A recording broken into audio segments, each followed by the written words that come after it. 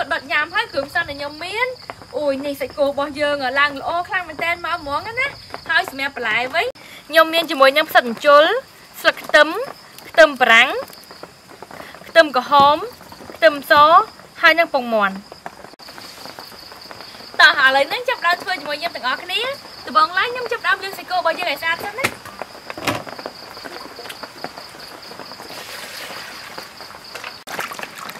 ôi nhìn sẽ cô bao giờ ở làng ô khăn mình tên món á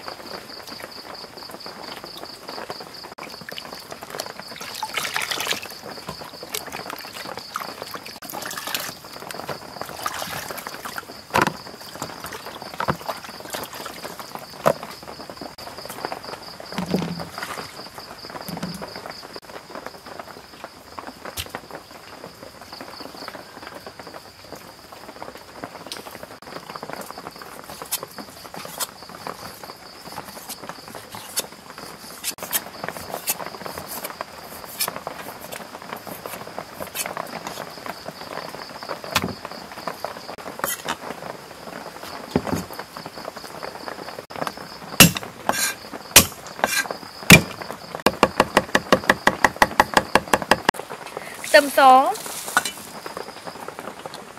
co gió mà sai súp đặc trấy đặc bình chó tòm tết nhưng chụp ăn chụp bỏ sạch vào giờ ngày chụp này lỗ lại bàn sập lỗ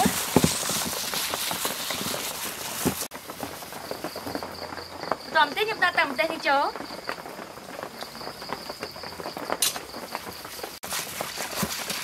lời ní sạch bao nhiêu ban sập lỗ nè ôi từ nó khăn mình tèn hai nhâm tục về trôi chiết sẵn á nhâm áp về tục nhập đi sam sầm tí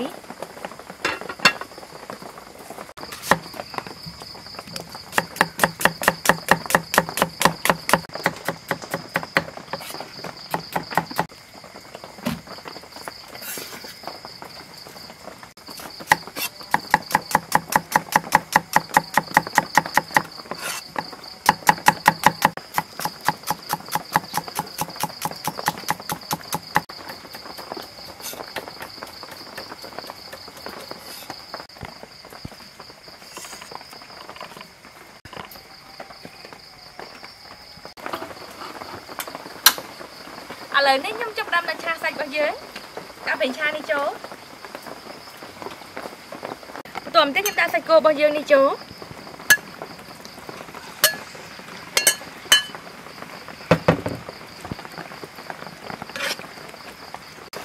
tòm tết chúng ta sạch tê chỗ mà xay chá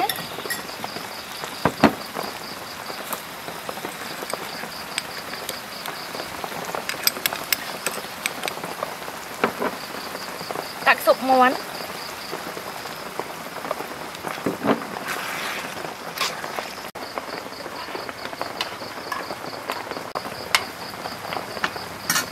tòm tiết chúng ta cùng món chỗ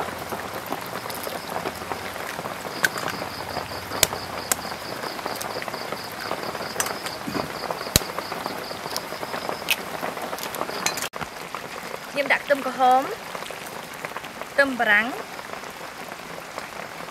sần chối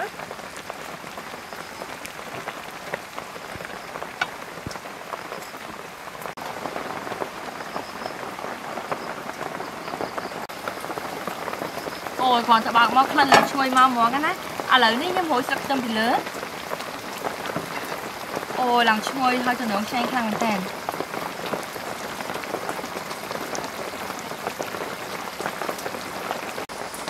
tao hạ lại nắng chụp đam nhom chỉ mới nhom tao có cái này ôi lần chui khăn mình tèn